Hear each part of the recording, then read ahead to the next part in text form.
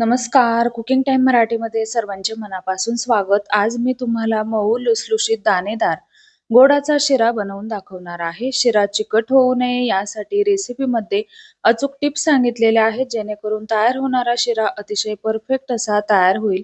हा शिरा तुम्ही नाश्त्यासाठी किंवा देवाच्या नैवेद्यासाठी सुद्धा बनवू शकता. रेसिपी आवडली तर लाईक करा आणि चॅनलला सबस्क्राईब नक्की करा. शिरा बनवण्यासाठी 1 वाटी इतका मी बारीक रवा घेतलेला आहे. तर आता इथं मी बारीक रवा घेतलेला आहे. याच वाटीने आपल्याला सगळं साहित्य घ्यायचं आहे. तूप आणि पाणी आपल्याला याच वाटीने घ्यायचं आहे. तर आता ज्या वाटीने आपण रवा घेतला त्याच वाटीने आपल्याला पाऊण वाटी इतकं साजूक तूप घ्यायचं आहे.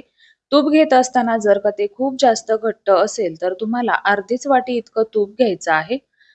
आता यापैकी मी थोडंसं तूप साईडला ठेवलेलं आहे. बाकीचं तूप मी कढईमध्ये घातलं. तूप छान कडकडीत गरम झाल्यानंतरच आपण घेतलेला रवा यामध्ये घालायचा आहे. गॅसची फ्लेम आपल्याला बारीक ठेवायची आहे व हा रवा आपल्याला बारीक गॅसवरती छान तांबूस रंगावरती व्यवस्थित असा भाजून घ्यायचा आहे. रवा व्यवस्थित भाजून होतोय तोवर आपण रव्यासाठी शिऱ्यासाठी पाण्याचं प्रमाण पाहूया. तर ज्या वाटीने आपण रवा घेतला, तूप घेतलं त्याच वाटीने आपल्याला 3 वाट्या इतकं पाणी घ्यायचं आहे. तर एका पॅनमध्ये मी 3 वाट्या इतकं पाणी घेतलं. यामध्ये मी थोडंसं केशर घालणार आहे. ऑप्शनल आहे, नसेल घालायचं तर नाही घातलं तरीही चालेल. याने शिऱ्याला खूप छान असा रंग येतो. तर आता हे पाणी आपल्याला साईडला उकळवत ठेवायचं आहे. शिरा बनवण्यासाठी नेहमी उकळलेलं पाणी किंवा दूधच आपल्याला वापरायचं आहे. तोवर इकडे आपला रवा छान असा भाजून झालेला आहे.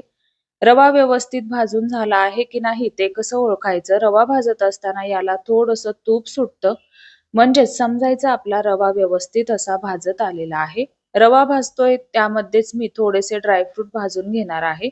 इथं मी थोडेसे बदाम घेतलेले आहेत. तुम्ही याऐवजी आवडीचे ड्रायफ्रूट घेतले तरीही चालेल. यावरती हलकसं तूप घालायचं आहे व हे बदाम सुद्धा आपल्याला रव्यासोबत व्यवस्थित असे भाजून घ्यायचे आहेत. सुरुवातीला जर का घातले असते तर ते खूप जास्त लालसर झाले असते. आता ड्रायफ्रूट व रवा आपला व्यवस्थित असा भाजून झालेला आहे. रवा भाजून झाल्यानंतरच आपल्याला पुढची प्रोसेस करायची आहे. यामध्ये पाणी घालण्या अगोदर ताजी कुटलेली वेलची पूड आपल्याला घालायची आहे. याने शिऱ्याला खूप छान असा स्वाद येतो. गॅसची फ्लेम आता बारीकच ठेवायची आहे व आता इकडे आपण जे उकळून घेतलेलं पाणी आहे ते यामध्ये घालायचं आहे. उकळलेलं पाणी घालत असताना गॅसची फ्लेम बारीक करायची आहे किंवा बंद केली तरीही चालेल. घेतलेलं सगळं पाणी आपल्याला यामध्ये घालायचं आहे. पाणी घातल्यानंतर हे आपल्याला व्यवस्थित असं मिक्स करून घ्यायचं आहे. गॅसची फ्लेम आपल्याला कुठेही मोठी करायची नाही, बारीकच ठेवायची आहे. आता यावरती आपल्याला झाकण ठेवायचं आहे. झाकण ठेवून हा शिरा आपल्याला 1 मिनिटभरासाठी व्यवस्थित असा वाफवून घ्यायचा आहे. तर आता इथे पहा, शिऱ्याला व्यवस्थित अशी वाफ बसलेली आहे. आता हा आपल्याला व्यवस्थित असा उलथाण्याने मिक्स करून घ्यायचा आहे. नंतर आपण यामध्ये साखर वापरणार आहोत. जर का तुम्हाला साखर चालत नसेल तर याऐवजी तुम्ही 1 वाटी इतका गूळ वापरला तरीही चालेल. ज्या वाटीने सगळं साहित्य घेतलं त्याच वाटीने आपल्याला साखर सुद्धा घ्यायची आहे.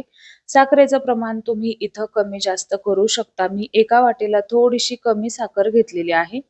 साखर घातल्यानंतर व्यवस्थित असा हा शिरा आपल्याला मिक्स करून घ्यायचा आहे.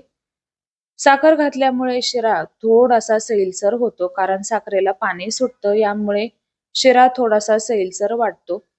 व्यवस्थित असं हे मिक्स करून घ्यायचं आहे. गॅसची फ्लेम बारीकच ठेवायची आहे व याला आपल्याला परत 1 मिनिटभराची वाफ देऊन घ्यायची आहे. बरेच जण पाण्यामध्ये साखर घालतात. तुम्ही तसं केलं तरीही चालेल किंवा पाणी घालण्याच्या अगोदर साखर घालतात. तर तसं न करता तुम्हाला अगोदर शिरा व्यवस्थित असा शिजवून घ्यायचा आहे व नंतरच यामध्ये साखर घालायची आहे. तर आता इथे पहा, साखर घातल्यानंतर परत आपण याला व्यवस्थित अशी वाफ देऊन घेतली. सर्वात शेवटी साखर घातल्यामुळे शिरा अजिबात चिकट होत नाही. व्यवस्थित असा दाणेदार, मऊ, लुसलुशीत असा तयार होतो.